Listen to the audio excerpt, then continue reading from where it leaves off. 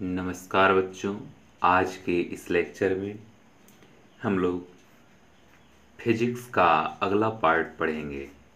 पिछले लेक्चर में हम लोग इंसिडेंट रे और इमर्जेंट रे को देखे थे, वो भी कैसे प्लेन पे मीन्स परपेंडिकुलर प्लेन था मिरर का। उसमें हम लोग देखे थे कि इंसिडेंट रे और इमर्जेंट रे कैसा बिहेव करता है। तो उसी को बढ़ाते हुए बच्चों अगला जो हम बात करने वाले हैं वो है, यदि दो दर्पणों के बीच, दो दर्पण है उसके बीच का कोण थीटा हो तथा आपतित किरण एक दर्पण के समानांतर आती हो और निर्गत किरण दूसरे दर्पण के समानांतर हो जाती हो, तो थीटा ज्ञात करें। जो भी दर्पण है उसके बीच के एंगल हम लोग थीटा माने हैं, वो थीटा हमें प्राप्त करना है। कब प्राप्त करना है? जब आपका आपतित किरण और दूसरा कौन सा, निर्गत किरण, दोनों आपस में समानांतर होता है। उस टाइम दर्पण का एंगल कितना होता है। और ये आप जान रहे हैं कि जो दोनों मीडियम के बच्चे यहाँ पे इस चैनल पर पढ़ते हैं, इसलिए हिंदी मीडियम और इंग्लिश मीडियम दोनों के लिए यहाँ पे लिखे हैं।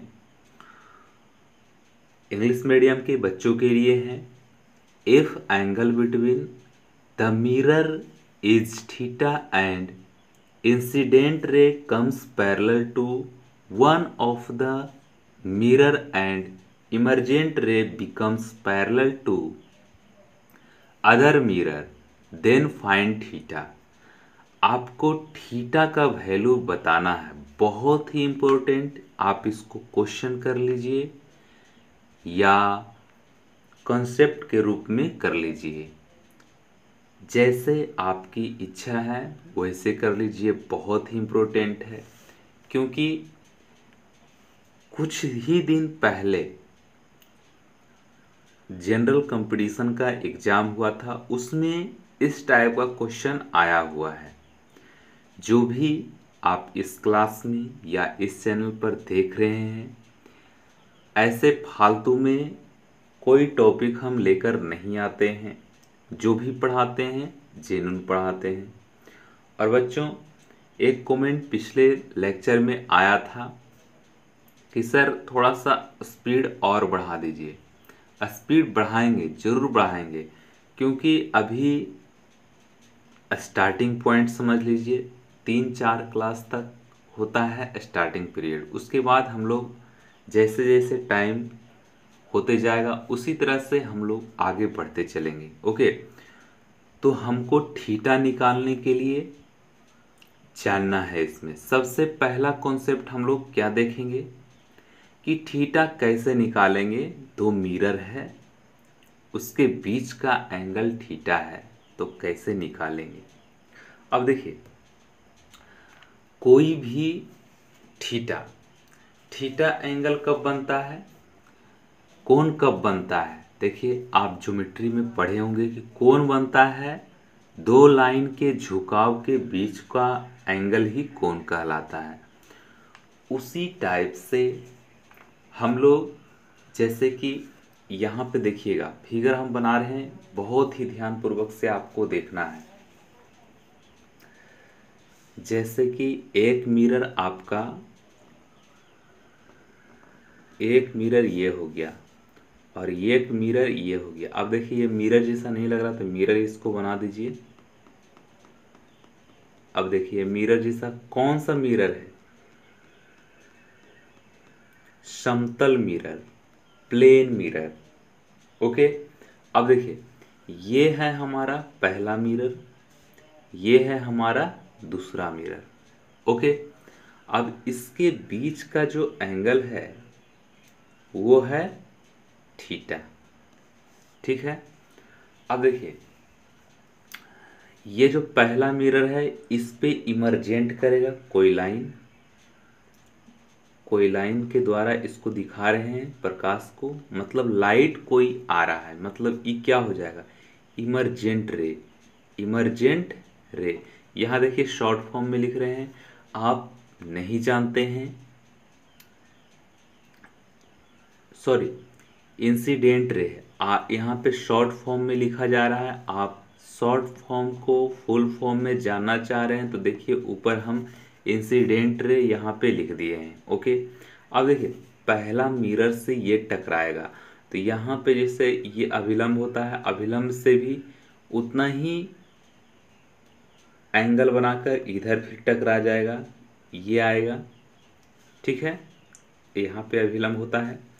उसके बाद अब देखिए यहाँ पे इस तरह से टकरा रहा है, टकराने के बाद अब देखिए यहाँ पे आपको ध्यान देना है कि यहाँ पे टकरा रहा है, इसका अभिलंब इस प्रकार से होगा। तो अब देखिए इसका जो अभिलंब यहाँ पे है तो अभिलंब के बाद फिर ये इस टाइप से आपको लाइन दिखेगा निकलते हुए रे। तो आप देखें कि पहला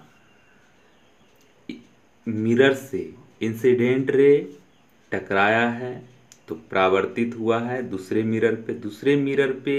अब देखिए जो परावर्तित किरण है दूसरे मिरर के लिए क्या हो गया, आपतित किरण हो गया, इंसिडेंट रे हो गया।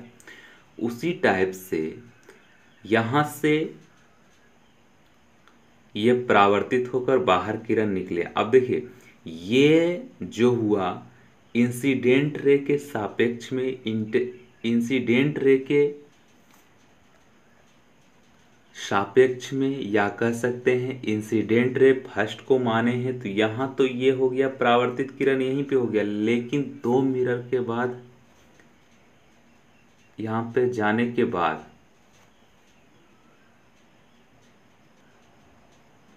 तो आप यहाँ पे देख रहे होंगे जो इंसिडेंट रे जो हमारा हुआ है उसी के पैरेलल में ये जो रिफ्लेक्ट होके लाइट जा रही है वो इसके पैरेलल है। तो ये जो दूसरा मिरर से टकराकर जो लाइट जा रही है इसको हम लोग बोलते हैं इमर्जेंट रे। ओके, ये हो गया आपका इमर्जेंट रे। तो यहाँ पे पैरेलल होके जा रहा है तो यहाँ पे आपको याद रखना है कि जब थीटा का वैल्यू 60 डिग्री ही होगा तभी इंसिडेंट रे और इमर्जेंट रे कैसा होगा, पैरेलल होगा। पैरेलल होगा मीन्स समांतर होगा। ओके, थीटा का वैल्यू, अब देखिए अगर एक दर्पण है, मतलब एक दर्पण इस टाइप से, अब इसके सापेक्ष में परपेंडिकुलर कोई लाइट यहाँ पे हम लोग डाल रहे हैं तो इसका प्रभाव क्या होगा। अब देखिए डायरेक्टली आप 90 डिग्री पे आप इसको इमर्जेंट कर रहे हैं, मतलब इस पे प्रकाश को डाल रहे हैं तो ये रिफ्लेक्ट उसी लाइन पे वापस कर देगा। मतलब कि कहने का मतलब ऐसे भी कर सकते हैं कि दो मिरर है, दोनों को आप 90 डिग्री पर रखे हों, या एक ही मिरर है इस पे 90 डिग्री पे आप कोई प्रकाश डाल रहे हैं तो उसी माध्यम से उसी पाथ से वापस आ जाएगी टकरा के, 90 डिग्री पे होगा तब। ओके, ये याद रखिएगा और ये जरूर याद रखिएगा इमर्जेंट रे और इंसिडेंट रे कब पैरेलल होता है, तो दो मिरर का जो बीच का एंगल होता है वो 60 डिग्री होना चाहिए, तभी ये जो है इमर्जेंट रे और इंसिडेंट रे आपस में पैरेलल होता है। ओके, अगला कंसेप्ट है, अब देखिए एक मिरर है यहाँ पे, ठीक है। कौन सा मिरर? जो हम लोग घर में यूज करते हैं, समतल मिरर। ओके, यहाँ पे आप खड़ा हैं,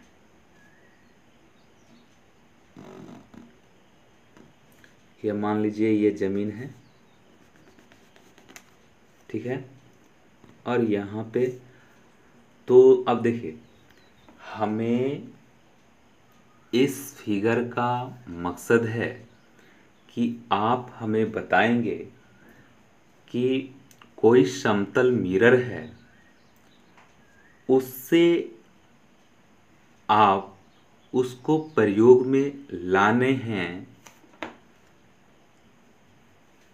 तो उसका टोटल डिस्टेंस आपको बताना है। जब मिरर और आप हैं दोनों अपना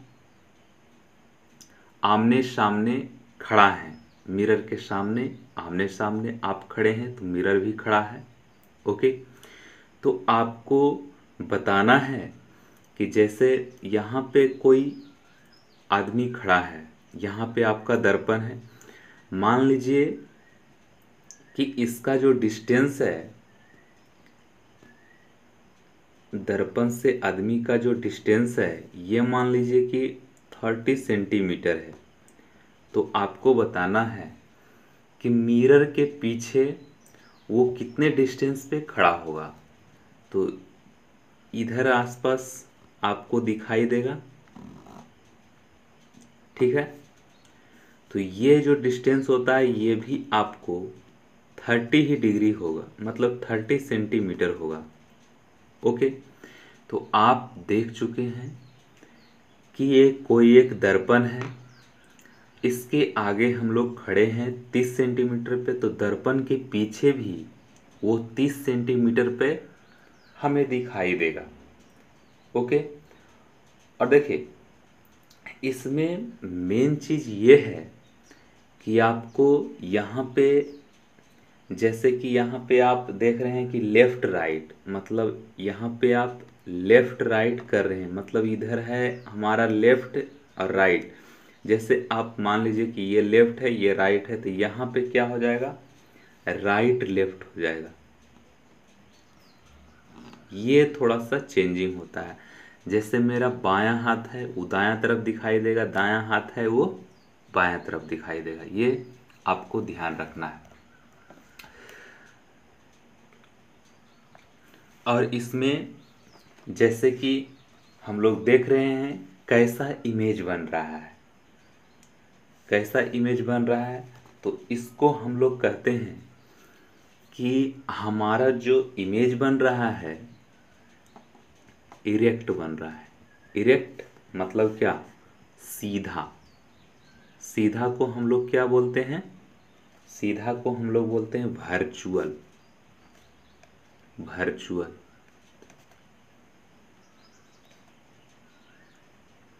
हिंदी वर्ड इसका क्या होता है, आभासी। आभासी बोलते हैं इसको। ओके, अब देखिए यहाँ पे आप देखिए इस टाइप से आप खड़े थे तो आपका इमेज यहाँ पे बना, मतलब ये ऑब्जेक्ट है ये इमेज है। तो हम लोग देख रहे हैं इसका, देखिए इसका जो गर्दन है, गर्दन ऊपर है, इसका पैर नीचे था, यहाँ भी नीचे पैर, इसलिए ये सीधा हुआ, सीधा इमेज। ओके, अब देखिए इसमें हम लोग कहते हैं कि इसका जो इमेज बना है वो सीधा बना है, वर्चुअल मीन्स आभासी बना है। और क्या कर सकते हैं, एंड और क्या कर सकते हैं, और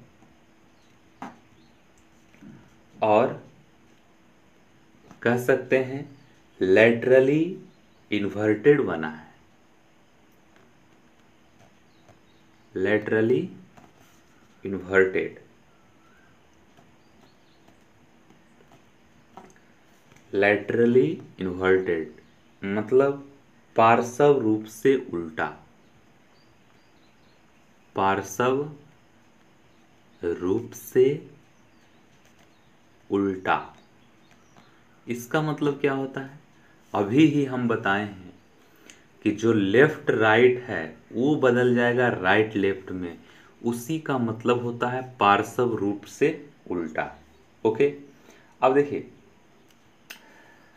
हम लोग एक पॉइंट बना के जानते हैं कि जब कभी भी स्क्रीन पर नहीं उतार सकते, मतलब कि जो भी स्क्रीन है उस पे हम नहीं उतार सकते तो क्या है? तो क्या? देखिए इस तरह से नहीं। अब देखिए यहाँ पे आदमी का हाइट क्या था? एच था। एक बच्चा अभी पूछ रहा है कि सर हाइट चेंज हो जाएगा, हाइट चेंज नहीं होगा। इसी के लिए ये आपके लिए इस तरह का, जितना भी हाइट ऑब्जेक्ट का होगा उतना ही इमेज बनने के बाद भी उस वस्तु का हाइट होगा। ओके, ये ध्यान रखिएगा। अब देखिए कोई भी वस्तु को आप स्क्रीन पर उतारते हैं, उसका मतलब क्या होता है कि हूबहू उसको उतार देना, मीन्स आपके जैसा ही, आपके शक्ल के जैसा ही इमेज उतार देना। मतलब क्या? स्क्रीन पर उतार सकते हैं मतलब क्या? क्या मतलब? देखिए यहाँ पे लिख रहे हैं स्क्रीन पर उतार सकते हो, तो उसको क्या बोलेंगे? रियल बोलेंगे। रियल, रियल मीन्स इसका मतलब होता है वास्तविक, उसको वास्तविक बोलेंगे। और नहीं उतार सकते उसको नहीं उतार सकते, मतलब स्क्रीन पर यहाँ पे सिर्फ और सिर्फ नहीं कर देते हैं, नहीं उतार सकते हैं, उसको हम लोग क्या बोलेंगे? उसको हम लोग बोलेंगे वर्चुअल। वर्चुअल, इसको हम लोग वर्चुअल बोलेंगे। अब देखिए जो भी इरेक्ट इमेज होता है, जो भी इरेक्ट इमेज आया है वो रियल नहीं होगा। जो भी इरेक्ट इमेज आया है, ठीक है, मीन्स सीधा सीधा जो भी आया है वो क्या है? इरेक्ट जो आया है इमेज, वो क्या है वास्तव में? वो रियल नहीं होगा। रियल नहीं होगा, वो क्या होगा? सिर्फ और सिर्फ, सिर्फ और सिर्फ, सिर्फ और सिर्फ क्या होगा बताइए? इन्वर्टेड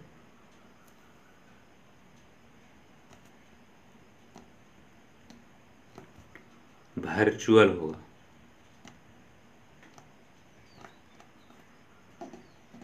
ओके, ये याद रखिएगा, जो भी इमेज इरेक्ट होगा वो रियल नहीं होगा, इन्वर्टेड वर्चुअल होगा। ये याद रखिएगा, बहुत ही अच्छा कंसेप्ट है। याद रखने के लिए ये सब आप बच्चा में पढ़ चुके होंगे। यहाँ पे हम बता दिए हैं कि थोड़ा सा आप ध्यान में इसको रखें। ओके, अगला जो है बहुत ही इम्पोर्टेंट कॉन्सेप्ट है, आप देखिएगा। उसको कॉन्सेप्ट को भी हम क्वेश्चन के तौर पे हम ले रहे हैं। क्वेश्चन में क्या कह रहा है, थोड़ा सा हम चेंज कर लेते हैं मार्कर को। To see full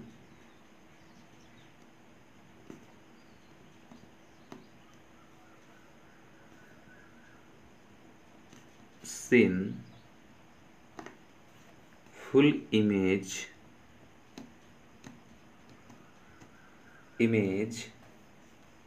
minimum required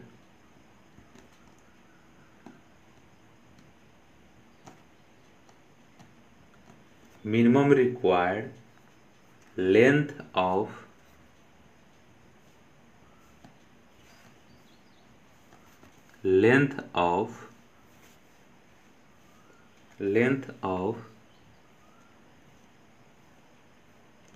plane mirror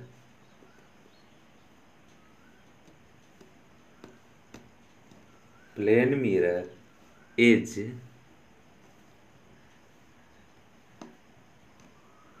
half of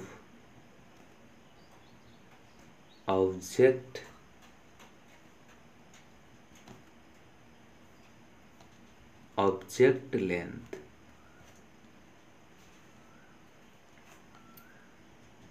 पूर्ण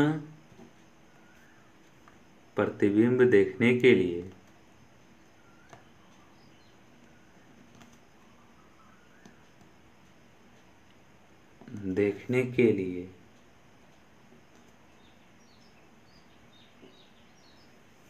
समतल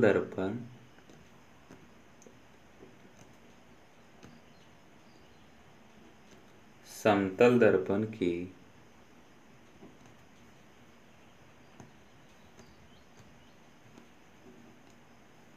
न्यूनतम लंबाई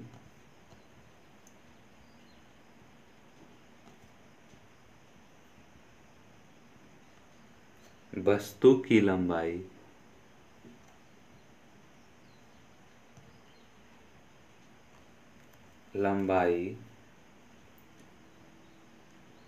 की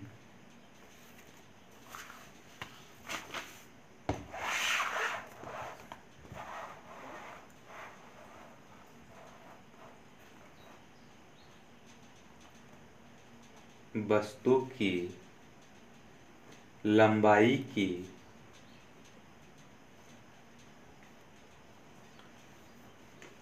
कितनी होगी।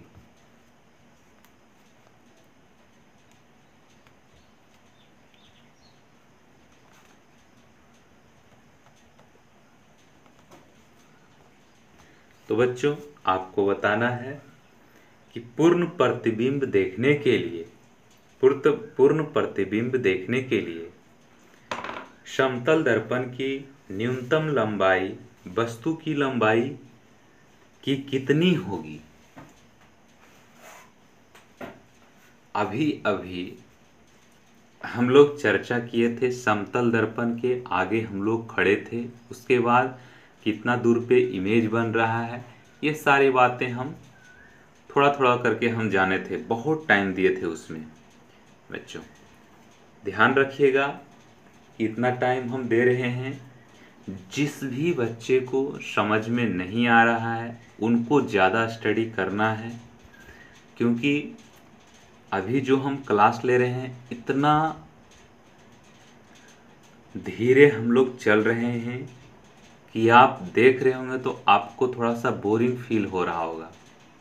ठीक है, मेरा प्रयास है कि छोटा से छोटा बच्चा और बड़ा से बड़ा बच्चा भी इसको ध्यान में लेकर चले। ओके, अब देखिए, आपको इस कंसेप्ट में जो पिछले कंसेप्ट बताए हैं वो ध्यान में तो रखना ही रखना है, और इसको भी ध्यान में रखते हुए आगे बढ़ना है। अब देखिए, यहाँ पे हम बहुत ही अच्छा से डिस्कस करने वाले हैं। आप यहाँ पे ध्यान पूर्वक से देखिएगा। ये हम लोग क्या लिए थे पिछले कंसेप्ट में? पिछला कंसेप्ट में हम लोग लिए थे कि ये समतल मिरर है, यहाँ पे हम लोग खड़ा थे, अब देखिए एक बच्चा का डाउट था, क्या डाउट था कि सर लाइट क्या होता है। अब देखिए कोई भी वस्तु हम हमारे सामने, जैसे ये पेन है, जैसे अब देखिए ये आपको बताते हैं, ये लिखा हुआ है क्या, अग्नि लिखा हुआ है। तो इसको हम लोग कैसे देख रहे हैं, यहाँ पे हमारा ध्यान कैसे जा रहा है, क्योंकि यहाँ पे लाइट पड़ के वो रिफ्लेक्ट हमारी आंखों के पास तक हो रही है, तभी हम इसको देख पा रहे हैं। वही लाइट रिफ्लेक्ट होके हमारी आंखों पे नहीं पड़ के कहीं दूसरा जगह पड़े तो हम इस ऑब्जेक्ट को, इस अक्षर को, इस संख्या को हम नहीं देख पाएंगे। जैसे कि अब देखिए इसको हम ढक लिए, अब आपको अग्नि दिख रहा है लिखा हुआ, नहीं दिख रहा है। क्यों नहीं दिख रहा है, क्योंकि उस पर जो भी लाइट पड़ रहा है वो हमारी आंखों के पास तक नहीं पहुंच रही है। मतलब सीधा सीधा कहने का मतलब कि हमारी आंखों तक जहाँ से भी लाइट आ रही है टकरा कर, उसी वस्तु को सिर्फ हम देख सकते हैं। अब देखिए तो हम यहाँ पे अपना मिरर में इमेज देख रहे थे, तो आपको उसी के कंसेप्ट के आधार पे आपको बताना है कि मिरर का हाइट क्या होगा। वही पूछ रहा है ना, पूर्ण प्रतिबिंब देखने के लिए, ये प्रतिबिंब ही है, इमेज है। समतल दर्पण की, समतल दर्पण यही हो गया, यहाँ पे लिख देते हैं, देखिए समतल दर्पण, समतल दर्पण means plane mirror, plane mirror. अब देखिए हम इसमें, देखिए हमारा आँख यहाँ पे है, इसको हम देख रहे हैं, मतलब कि यहाँ इसको देख रहे हैं और फिर इसको हम देखेंगे पैर को, तो यहाँ तो रिफ्लेक्ट होकर लाइट आना चाहिए, आया लाइट। अब देखिए जो समतल दर्पण है, समतल दर्पण में इतना ही आपको मिरर दिखेगा, तो आप अपना पूरा शरीर को आप अपने मिरर में, अपने प्लेन मिरर में आप देख लेंगे। सिंपल बात है कि यह अभी हम बताए हैं कि यहाँ पे आपका आँख है। आँख कब कोई वस्तु को देखता है, जब वस्तु पर कोई लाइट पड़ता है, वो रिफ्लेक्ट होके हमारी आँखों तक पहुँचता है, हमारी आँख तक। मतलब इतना बड़ा तो प्लेन मिरर है, लेकिन हमको पूरा शरीर ऐनक में देखने के लिए हमको इतना ही मिरर का ज़रूरत है। ओके, तो इसका कॉन्सेप्ट क्या है आप समझ गए होंगे। तो अब देखिए, जो भी वस्तु को हम प्लेन मिरर में देखे हैं, चाहे वो किसी तरह का वस्तु हो, जितना भी वस्तु होगा, चाहे जितना भी इमेज बन रहा हो, उसका आधा हम लोग को प्लेन मिरर चाहिए ही चाहिए। जैसे देखिए वस्तु का हाइट हम मान लेते हैं कि h = है 8 सेंटीमीटर, ठीक है। तो मिरर को होना चाहिए, इसका हाइट होना चाहिए, मिरर का हाइट होना चाहिए वस्तु का कम से कम हाफ से ज़्यादा कितना भी ले सकते हैं, लेकिन हाफ से कम रहेगा तो आपका जो इमेज है वो पूरा नहीं दिखाई देगा। तो इसका 4 सेंटीमीटर का ज़रूर से ज़रूर होना चाहिए मिरर, तभी आप पूरा वस्तु का इमेज ऐनक में देख सकते हैं, समतल दर्पण में देख सकते हैं। अब देखिए इसको आप प्रूफ कैसे कर सकते हैं, इसको कैसे कर सकते हैं। देखिए, आप ये कॉन्सेप्ट आप पढ़े होंगे। एक त्रिभुज है, ठीक है, इसके समानांतर एक लाइन है। जैसे त्रिभुज है ABCDE,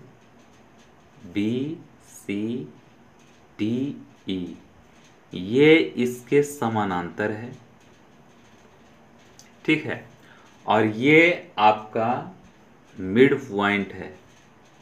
तो हम कह सकते हैं कि इसका, इस लाइन का ये आधा होता है। जैसे आप यहाँ पे 8 दीजिएगा तो ये 4 हुआ, 4 सेंटीमीटर। यहाँ पे 2 दीजिएगा तो यहाँ पे 1 सेंटीमीटर का होगा, मतलब इसका हाफ होता है, ठीक है। इसी के कंसेप्ट पे आप देख सकते हैं, जैसे कि ये आपका नीचे वाला भुजा हो गया ये, और ये हो गया ऊपर वाला शीर्ष ये है। अब ये है आपका मिड पॉइंट। मिड पॉइंट कैसे हो गया? अभी ही बताए थे, जितना डिस्टेंस पे आप इधर खड़े हैं उतना ही डिस्टेंस पे इधर पीछे भी होता है। मतलब यहाँ हम 30 सेंटीमीटर लिए थे तो यहाँ भी 30 सेंटीमीटर हुआ। उसी टाइप से यहाँ 30 सेंटीमीटर, 30 सेंटीमीटर, 30, 30। तो ये मिड पॉइंट थ्योरम आप त्रिभुज में पढ़े होंगे कि जो भी पैरेलल लाइन होता है इसका हाफ होता है। इस टाइप से आप पढ़े होंगे, तो यहाँ से भी आप निकाल सकते हैं कॉन्सेप्ट। ओके, चलिए अब देखिए, इसमें जो हम लोग बात कर रहे थे कि जो ऐनक है, ऐनक के वस्तु का कितना होना चाहिए? हाफ होना चाहिए। ओके, तो यहाँ तक समझ में आ गया होगा। अब आगे हम लोग देखते हैं स्पीड। स्पीड के बारे में जानते हैं, बहुत ही इंपॉर्टेंट है स्पीड। स्पीड मीन्स चाल के बारे में जानते हैं। ओके, अब देखिए ध्यान पूर्वक से देखते रहिएगा, बहुत ही इंपॉर्टेंट है। इससे आगे फिर हम लोग पढ़ेंगे रिलेटिव स्पीड। अब देखिए यहाँ पे कोई वस्तु है,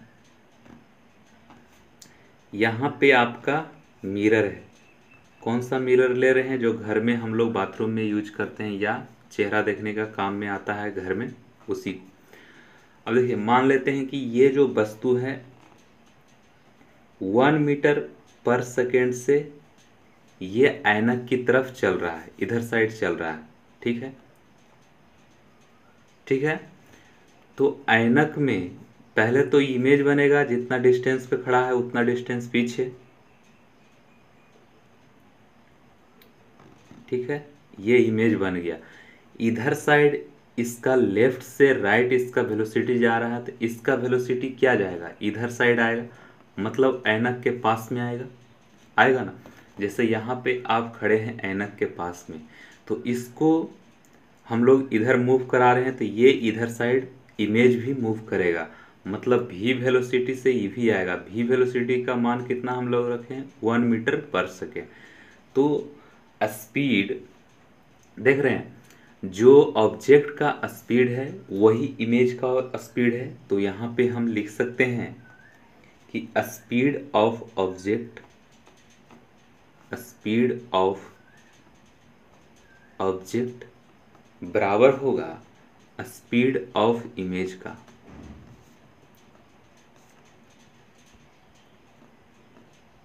इमेज के, ओके। तो अब देखिए इसमें हम लोग कहते हैं कि जो स्पीड है, टोटल स्पीड कितना हो जाएगा? टोटल स्पीड कितना हो जाएगा? अब देखिए यहाँ पे हम आपको लिख कर बता रहे हैं कि if an object, if an object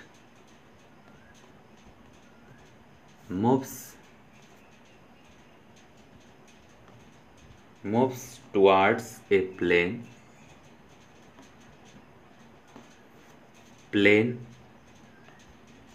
mirror with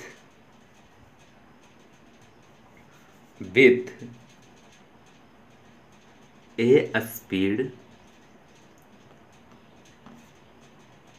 they the relative speed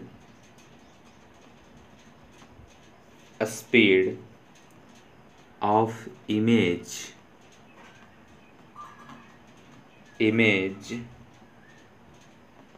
will be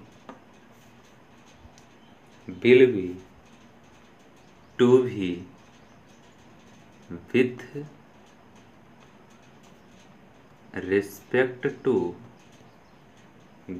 respect to object. इसी को हम लोग हिंदी में लिखते हैं, यदि कोई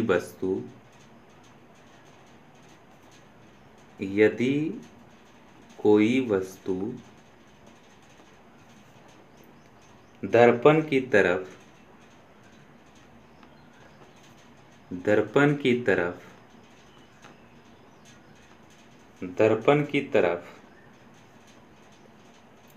भी चाल से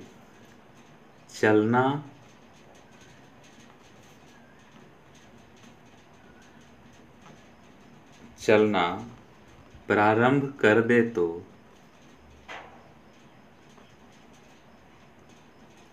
तो प्रतिबिंब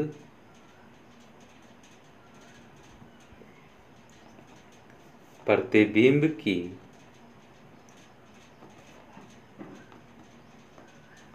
वस्तु के सापेक्ष चाल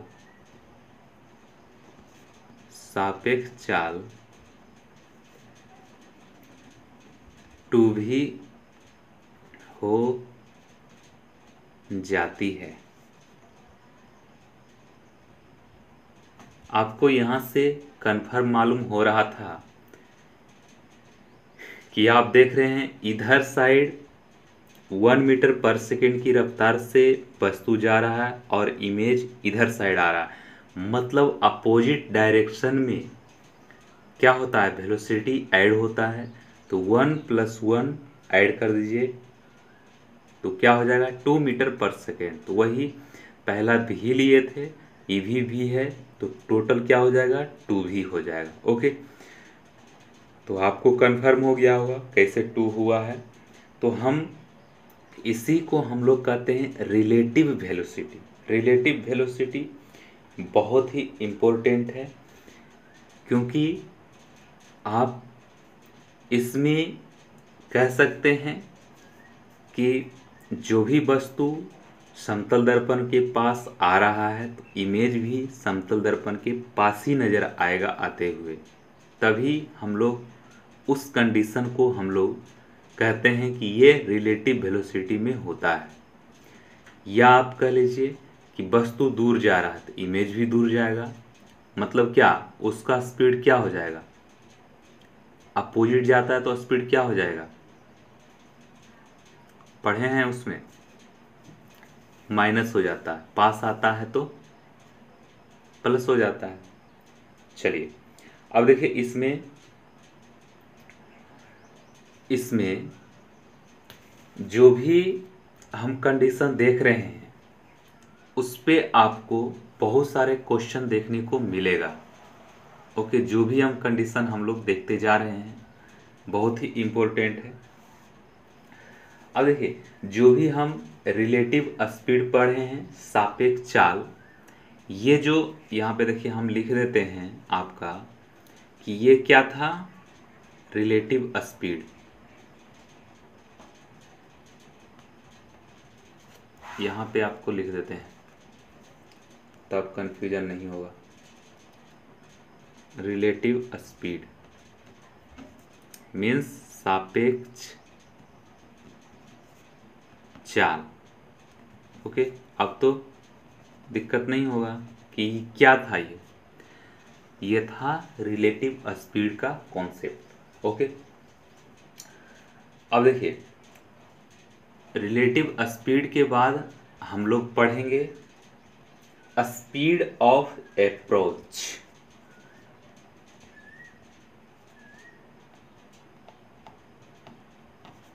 स्पीड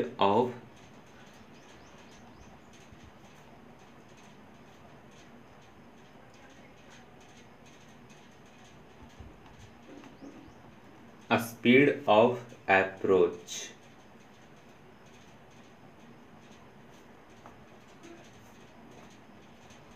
इसको ध्यान से देखिएगा।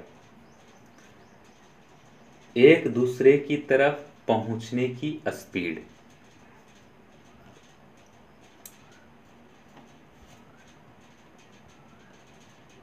एक दूसरे की तरफ पहुंचने की speed,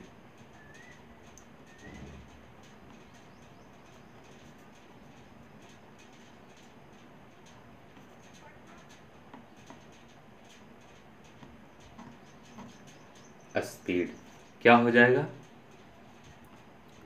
2 into speed of object.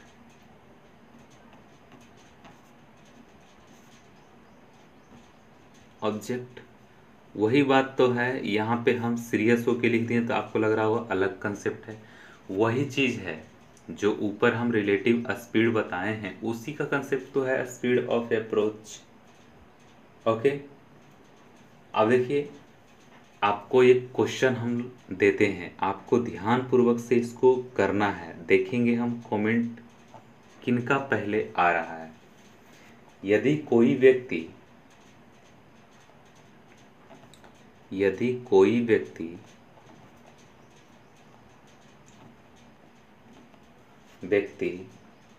14 metre पर सेकेंड की रफ्तार से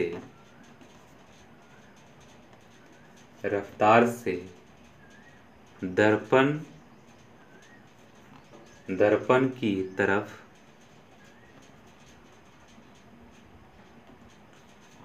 चलता है तो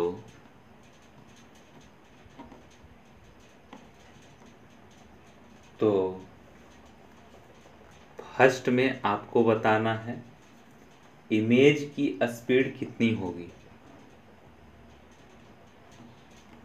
इमेज की स्पीड कितनी होगी?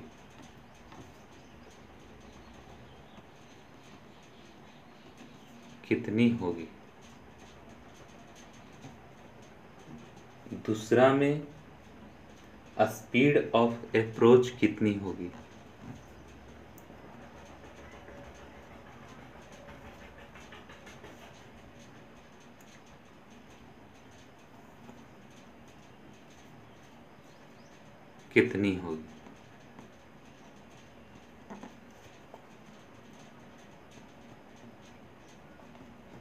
ओके, अब देखिए, आपको बारी बारी से बताना है। यदि कोई व्यक्ति दर्पण की तरफ, आप देखिए दर्पण यहाँ बना लेते हैं, ये तो आप जल्दी से क्वेश्चन आप कर सकते हैं, कोई बड़ी बात नहीं।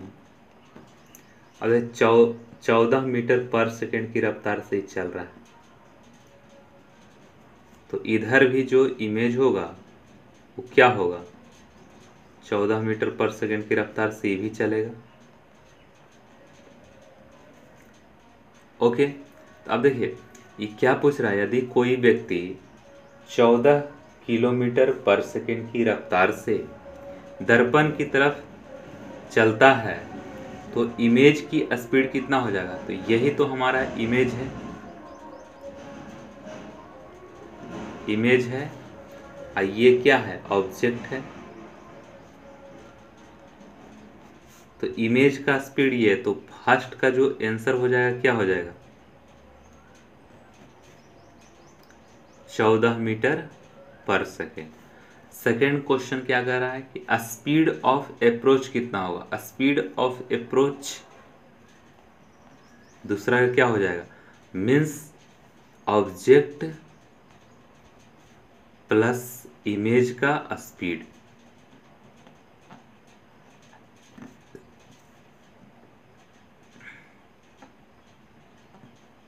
ओके, इसका स्पीड हम यहाँ लिखे हैं, कट रहा था, देख लीजिए। तो ऑब्जेक्ट और इमेज को हम लोग आपस में ऐड कर देंगे। कितना हो जाएगा? 28 मीटर पर सेकेंड स्पीड ऑफ अप्रोच हमको यहाँ पे निकल गया है। या ऐड नहीं कर सकते हैं तो हम डायरेक्टली आपको फॉर्मूला बताए हैं कि 2 इंटू स्पीड ऑफ ऑब्जेक्ट कर लीजिए। 2 इंटू स्पीड ऑफ ऑब्जेक्ट है 14 मीटर पर सेकेंड, यहाँ से भी आपको यही आ जाएगा। जैसे आपका इच्छा हो आप बना सकते हैं, ऐड भी कर सकते हैं, दोनों आपस में ऐड हो जाएगा। अब देखिए हम अगला जो कॉन्सेप्ट लिए हैं, कोई वस्तु है उसके सापेक्ष में हमको वेलोसिटी निकालना है, स्पीड निकालना है, स्पीड, रिलेटिव स्पीड। अब देखिए रिलेटिव स्पीड का जो कंसेप्ट है यहाँ पे और अच्छी तरह से आपको समझ में आ जाएगा।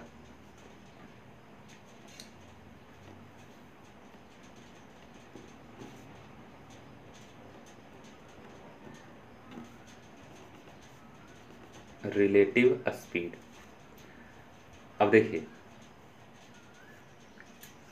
यहाँ पे कोई ऑब्जेक्ट है, कोई आदमी यहाँ पे खड़ा है, ठीक है।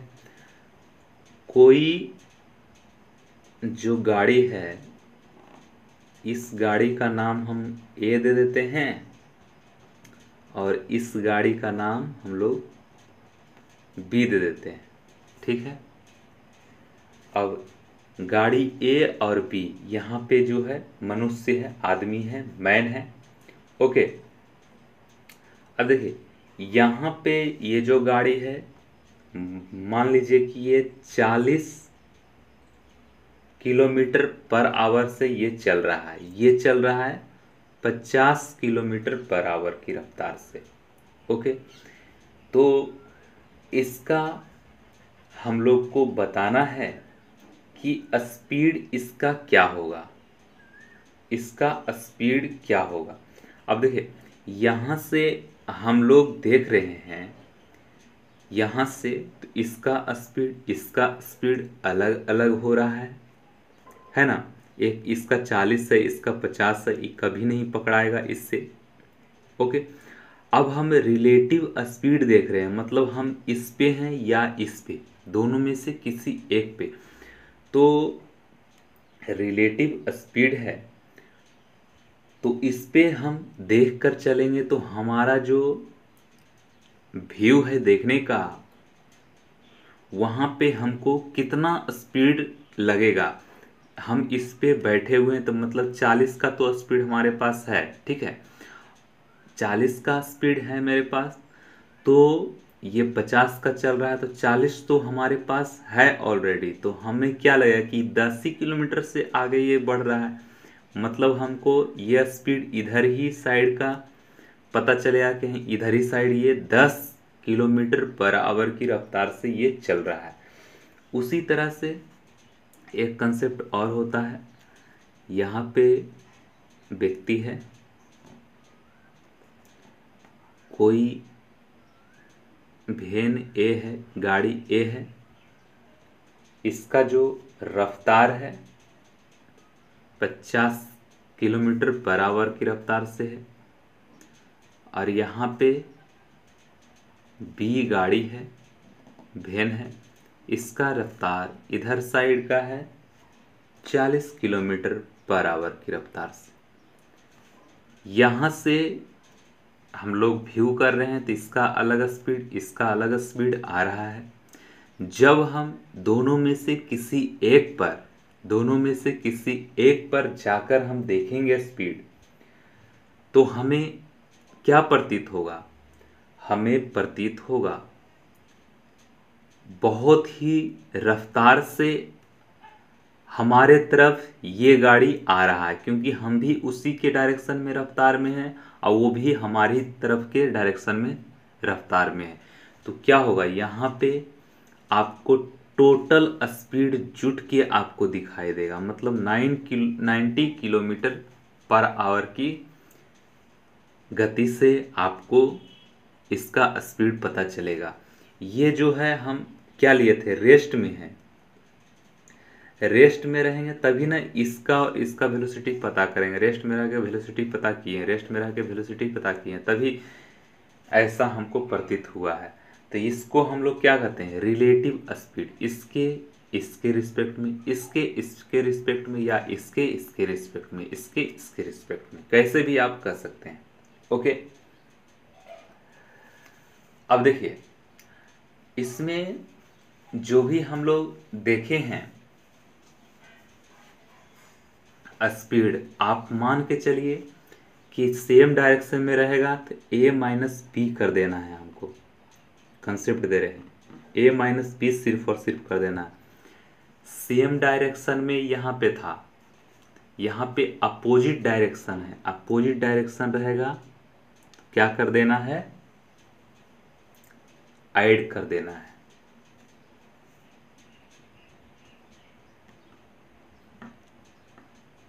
ठीक है, तो आपको यहां तक क्लियर हो चुका होगा।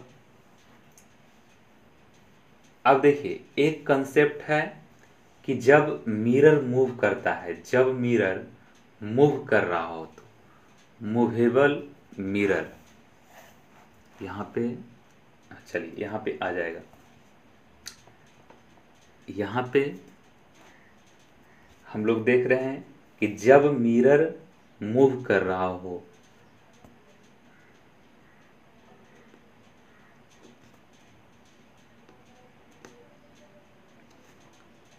जब मिरर मूव कर रहा हो तो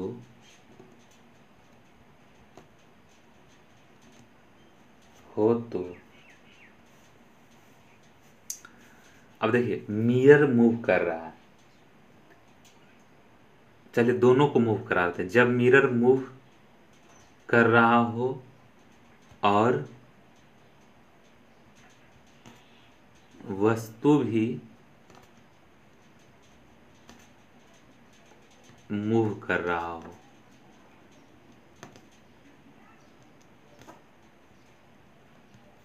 तब क्या कंडीशन हुआ, कैसे हम लोग जानेंगे।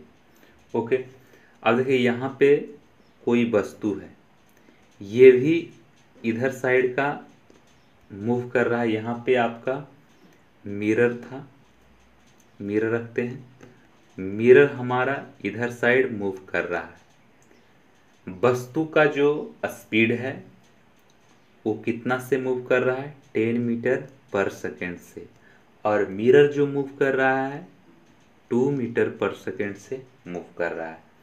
तो आपको बताना है जो यहाँ पे इमेज बनेगा, VI बनेगा, इसका स्पीड क्या होगा। ठीक है, इसका स्पीड क्या होगा। तो इसके लिए आपको डायरेक्टली फार्मूला एक हम दे रहे हैं, आपको याद रखना है कि इमेज का जो वेलोसिटी होता है 2Vm minus 2Vm minus V note, इसको V नोट पढ़िएगा, मतलब ये आपका फॉर्मूला है। इसमें जो भी टर्म है उसके बारे में पहले हम लोग जान लेते हैं। कौन कौन सा टर्म है, VI, VM, V नोट। आइए इधर साइड हम लोग देख लेते हैं इसका मतलब क्या है। बहुत ही अच्छी तरह से धीरे धीरे जानते हुए हम लोग को चलना है, क्योंकि हमको बहुत ही आगे तक जाना है। सबसे पहला चीज़ क्या था कि VI का मतलब क्या होता है, VI का मतलब होता है स्पीड ऑफ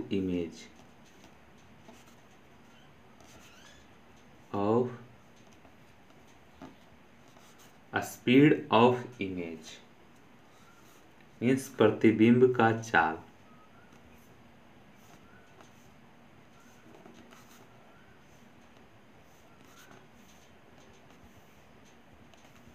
प्रतिबिंब की चाल। भी नोट हम यहाँ पे क्या लिए हैं? Speed of object.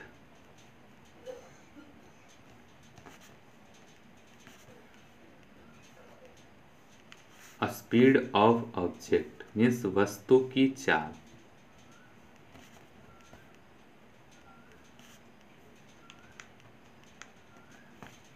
वस्तु की चाल। और एक और क्या था? एक और क्या था? एक था भी एम। इसका मतलब क्या है? Speed of mirror. Of speed of mirror means दर्पण की चाल।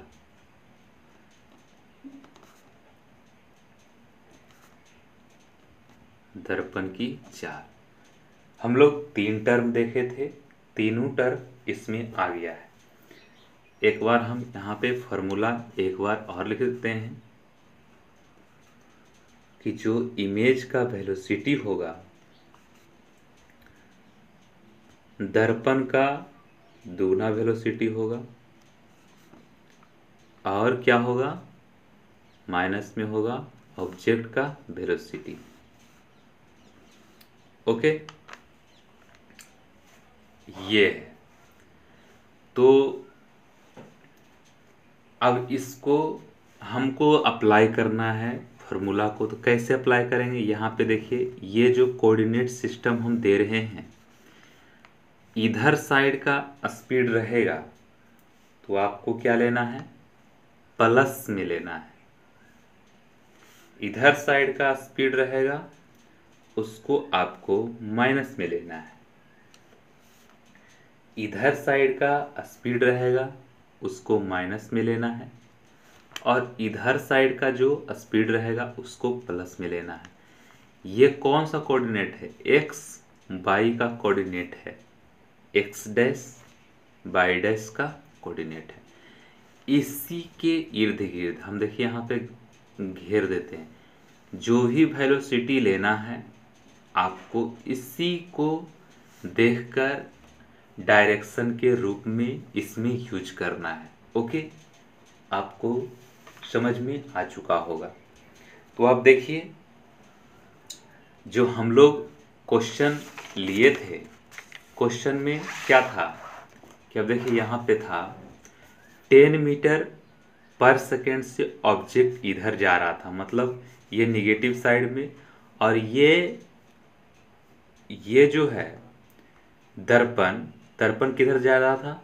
मतलब पॉजिटिव की तरफ 2 मीटर पर सेकेंड।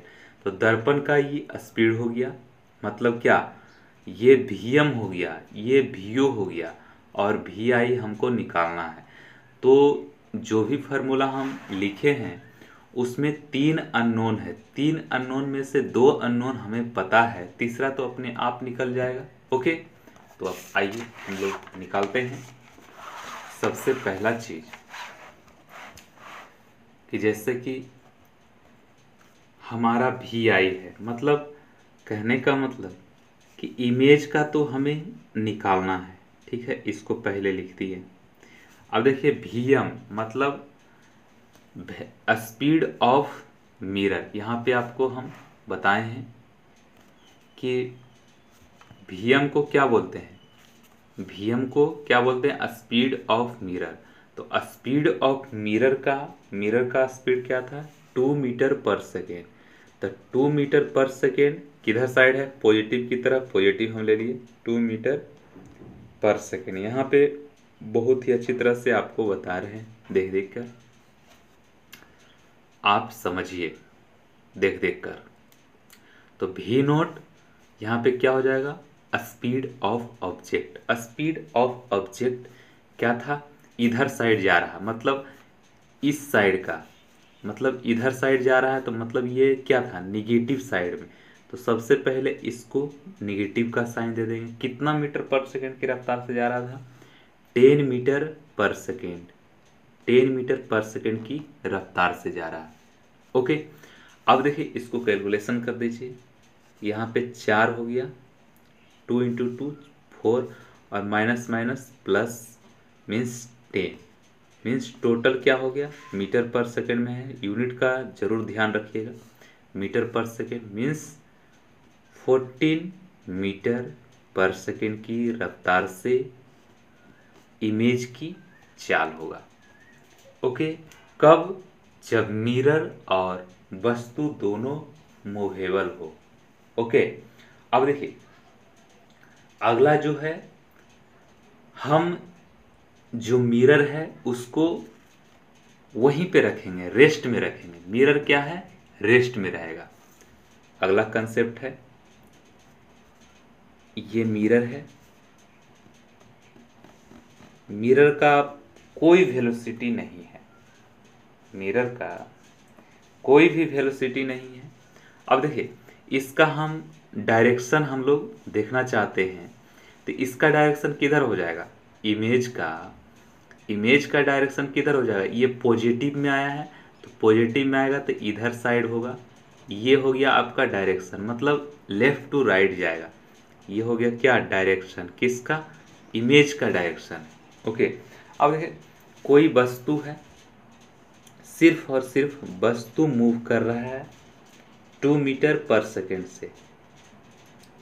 ये दर्पण रेस्ट में है, दर्पण नहीं, आपको बताना है कि जो वेलोसिटी ऑफ इमेज का है डायरेक्शन वो किधर होगा और कितना होगा। ओके, तो ये भी आप क्वेश्चन या कॉन्सेप्ट इसको मान सकते हैं। अब देखिए सबसे पहले हम फॉर्मूला लिखते हैं। फार्मूला क्या था, V I equal to 2Vm minus V naught. Formula को किस तरह से यूज करना है आपको वो भी समझना है, फार्मूला भी याद रखना है। ओके, अब देखिए हमको इमेज का वेलोसिटी निकालना है। 2 तो ये रहेगा, ये मिरर का जो वेलोसिटी क्या है हम लोग 0 मान लेते हैं, क्योंकि मिरर जो है रेस्ट में है तो इसका 0 हो गया। और ऑब्जेक्ट का जो वेलोसिटी है, देखिए इस डायरेक्शन में मतलब लेफ्ट टू राइट जा रहा है, लेफ्ट टू राइट में ये क्या हो जाएगा, पॉजिटिव। तो ये 2 मीटर क्या होगा, 2 मीटर पर सेकेंड, ये क्या हो गया, पॉजिटिव में। ठीक है, अब देखिए इसको कैलकुलेट करते हैं तो हमारे पास आ जाता है -2 मीटर पर सेकेंड की रफ्तार से, मतलब कि इमेज का जो वेलोसिटी होगा इस डायरेक्शन में होगा। ओके, और कितना होगा, 2 मीटर पर सेकेंड, 2 मीटर पर सेकेंड की रफ्तार से ये दर्पण की तरफ आएगा। चलिए यहाँ तक तो कोई कन्फ्यूजन नहीं हुआ होगा। इसी तरह से धीरे धीरे हम लोग स्पीड बढ़ाएंगे। ओके, स्पीड जरूर बढ़ेगा, क्योंकि इस स्पीड से हम लोग पढ़ेंगे तो हमका सिलेबस पूरा नहीं होगा। ओके, अब देखिए अगला जो कॉन्सेप्ट है वो है प्रतिबिंबों की संख्या निकालना है।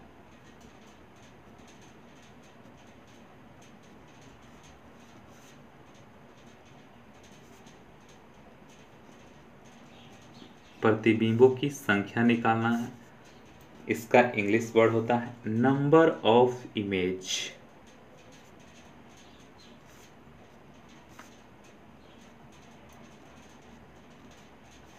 Number of image. ओके, प्रतिबिंबों की संख्या। अब देखिए प्रतिबिंबों की संख्या निकालने से पहले जितने भी टाइप के चीज पीछे पढ़े हैं सबको एक तरह से रिवीजन के तौर पे होना चाहिए। ओके, तभी आप आगे बढ़ सकते हैं। तो प्रतिबिंबों की संख्या निकालने के लिए प्रतिबिंब निकालना है आपको 2 मिरर के बीच में। अब देखिए 2 मिरर, एक मिरर इस टाइप से, एक मिरर इस टाइप से, 2 मिरर के बीच कितना प्रतिबिंब बन रहा है उसी को हम लोग को फाइंड करना है। ठीक है, यहाँ पे कहीं पे ऑब्जेक्ट रखा हुआ है, ठीक है, और जो दोनों बीच का दर्पण है वो थीटा है, तो प्रतिबिंबों की संख्या हमको निकालना है। तो इसका हम डायरेक्टली आपको एक फार्मूला देते हैं कि 360 360 अपॉन थीटा -1। थीटा कौन सा है? दो दर्पण के बीच का एंगल को हम लोग कहते हैं थीटा। ओके, अब देखिए, अब प्रतिबिंबों की संख्या हमको निकालना है, मतलब n हमको निकालना है। इसको n से सूचित कर रहे हैं क्या? प्रतिबिंबों की संख्या। अब यहाँ पे दो मिरर है, बीच का एंगल थीटा है। n इक्वल टू हमें पता करना है कि प्रतिबिंबों की संख्या कितनी होगी। प्रतिबिंबों की संख्या कितनी होगी मतलब कि ऑब्जेक्ट रखने के बाद प्रतिबिंब कितना बनेगा दो मिरर के बीच में, जब एंगल उसके बीच का थीटा हो। ओके, अब देखिए यहाँ पे एक क्वेश्चन हम लेते हैं एग्जाम्पल में कि दो मिरर है, वो आपस में लंबवत है, परपेंडिकुलर है। परपेंडिकुलर जैसे ही बोल दिए मतलब कि थीटा इक्वल टू कितना हो गया? 90 डिग्री। थीटा बराबर 90 डिग्री। परपेंडिकुलर है, लंबवत है। ओके, तब आपको नंबर ऑफ प्रतिबिंब निकालना है। डायरेक्टली आप फार्मूला में रख दीजिए 360 अपॉन थीटा, थीटा की जगह पे 90 डिग्री है, अब -1। इसको सॉल्व कीजिएगा तो आ जाएगा आपका 3 आंसर। इसको ध्यान पूर्वक से देखते जाइएगा, सारा चीज इसमें हम डिस्कस करने वाले हैं। कौन सा ऑड है, इवन है, सभी को आप सिर्फ और सिर्फ यहाँ पे ध्यान लगाकर देखते रहिए। उसी तरह से हम लोग एग्जाम्पल में लेते हैं, दो मिरर को हम लोग रख दिए हैं 60 डिग्री पे। आप निकालिएगा n 360 अपॉन 60 -1, तो आपका n इक्वल टू आ जाएगा 5। ओके, उसी टाइप से हम कहते हैं कि जो दो मिरर है आपस में पैरेलल है। पैरेलल या तो ऐसे हो सकता है या तो ऐसे हो सकता है। दोनों मिरर है आपस में पैरेलल है। सबसे पहले ये बताइए, लाइन पैरेलल होता है तो उसके बीच का एंगल कितना होता है, कितना डिग्री पर वो होता है? मतलब समानांतर पैरेलल तभी होगा जब थीटा इक्वल टू 0 डिग्री होगा। ठीक है, means theta equal to 0 degree होगा तो क्या होगा? समांतर होगा, पैरेलल होगा।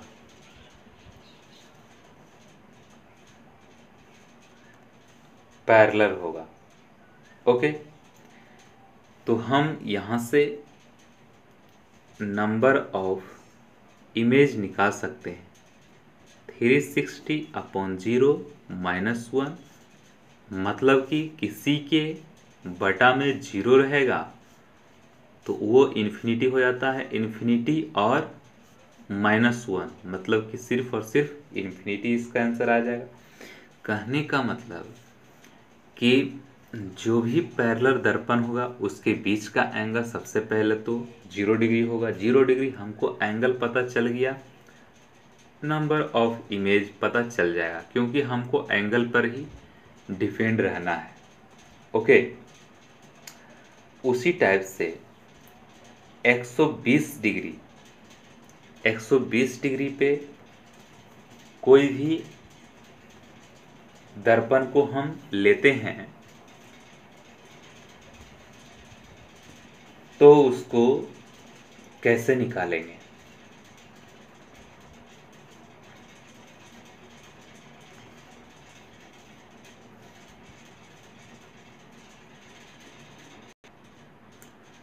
अगला जो है एग्जाम्पल है, थीटा इक्वल टू हम लोग को मिला है 120 डिग्री पे निकालने के लिए कितना इसमें नंबर ऑफ इमेज होगा। ओके, एन हमको फाइंड आउट करना है, तो इसमें डायरेक्टली आप फाइंड करिएगा तो आपका जो आएगा एन आएगा 2। अब देखिए इसमें बात आता है समरूपता का और असमरूपता का, मीन्स एसिमेट्रिक और सिमेट्रिक का। कुछ भी नहीं लिखा हुआ रहे, कुछ भी नहीं लिखा हुआ रहे, कहीं नहीं लिखा हुआ है थीटा वगैरह कुछ भी लिए हैं, कहीं पे भी कुछ भी नहीं लिखा हुआ है तो उसको क्या लेना है? सिमेट्रिक लेना है, असिमेट्रिक नहीं लेना है। कुछ भी नहीं लिखा हुआ रहे, सिमेट्रिक आपको लेके चलना है। चलिए, एक होता है, यहाँ पे देखिए हम बता रहे हैं, एक होता है असिमेट्रिक,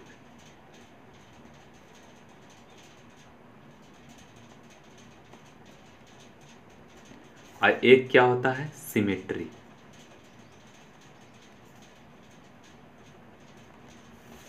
मीन्स असमरूपता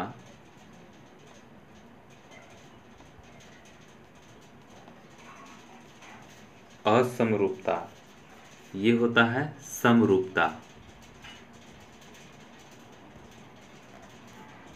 ठीक है, असमरूपता, समरूपता। अब देखिए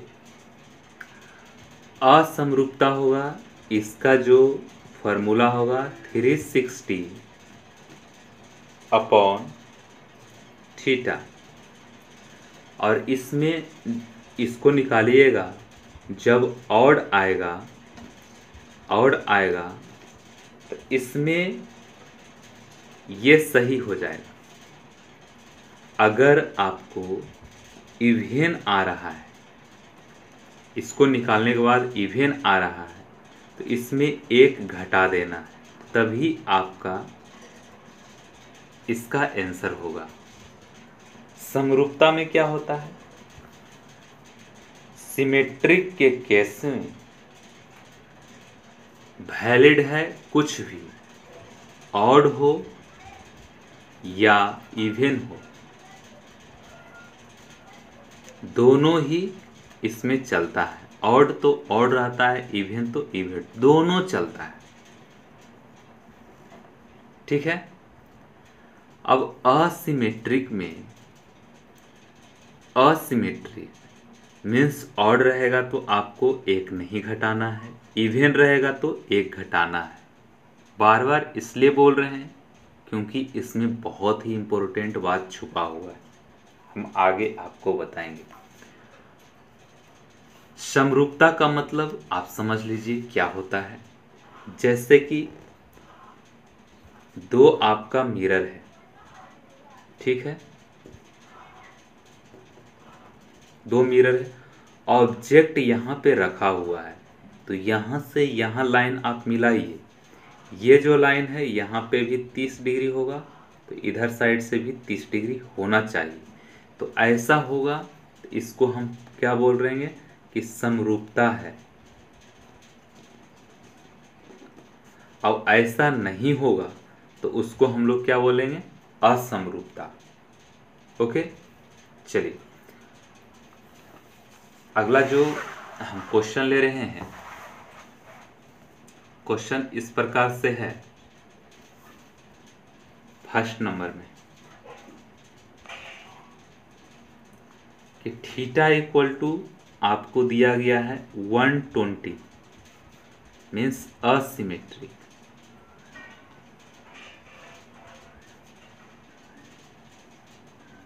asymmetric, theta equal to asymmetric है। अब देखिए आपको बता दिया गया है कि थीटा इक्वल टू 120 डिग्री है, ऑब्जेक्ट कहाँ पे रखा हुआ है? असिमेट्रिक में। तो n का वैल्यू अभी हम लोग निकाले थे तो क्या आया था, 3 आया था। तो असिमेट्रिक में हम क्या बताए थे, ऑड आता है तो इतना ही रख देना है, अगर इवन आता है तो उसमें से एक घटा देंगे। ओके, दूसरा नंबर का जो क्वेश्चन है वो है आपका theta equal to 60 degree, theta equal to 60 degree, और आपको बता दिया गया है कि ये एसिमेट्रिक है, एसिमेट्रिक है। तो आप नंबर ऑफ इमेज निकालिए, कैसे निकालिएगा, 360 अपॉन 360 अपॉन असिमेट्रिक है। असिमेट्रिक में कैसे निकालते हैं, असिमेट्रिक में कैसे निकालते हैं, सिर्फ और सिर्फ थीटा होता है नीचे में, इसलिए हम रुक रहे। सिमेट्रिक रहेगा तो 360 अपॉन थीटा -1 कर देना है, असिमेट्रिक रहेगा तो आपको इसी टाइप का फार्मूला यूज करना है। तो यहाँ से आपका निकल के आ रहा है 6 आ रहा है निकल के n का वैल्यू, लेकिन ये क्या है, ये इवन है तो इसमें इवन है, इसमें हम क्या करेंगे, एक घटा देंगे, 5 इसका आंसर हो जाएगा। उसी टाइप से थर्ड नंबर एग्जाम्पल है आपके सामने कि थीटा इक्वल टू आपको दिया गया है 72 डिग्री, मतलब ये भी क्या है, असिमेट्रिक है।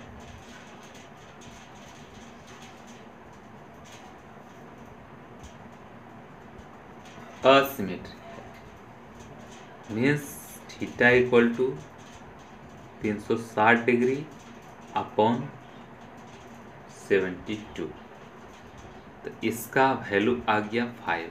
अब देखिए ये ऑड आ गया, ऑड, तो इसमें कुछ भी करने का ज़रूरत नहीं है, यही हमारा डायरेक्टली आंसर हो जाएगा। अब देखिए 4 नंबर का जो हमारा उदाहरण है उसमें हमको दिया गया है कि थीटा इक्वल टू जो है 45 डिग्री है, लेकिन ये क्या है, सिमेट्री,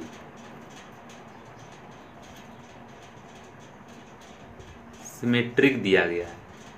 सिमेट्रिक में हम फार्मूला कौन सा लगाएंगे, 360 अपॉन 45 -1 वाला, ठीक है, यही लगाएंगे। तो इसका वैल्यू क्या हो जाएगा, सिमेट्रिक वाला में 8 - 1 मीन्स 7 हो जाएगा। ओके, उसी टाइप से हमको ध्यान में रखना है कि जहाँ भी असिमेट्रिक दिया हुआ है तो उसका फार्मूला 360 अपॉन थीटा लगाना है। जहाँ पे कुछ भी नहीं लिखा हुआ रहे, जहाँ पर कुछ भी नहीं लिखा हुआ रहे, आपको सिमेट्रिक मानकर ये फार्मूला लगाकर आगे चलना है। उसमें ऑड इवन कुछ भी नहीं देखना है, कुछ लिखा हुआ है ही नहीं, मेंशन किया हुआ नहीं रहेगा, आपको भी नहीं देखना।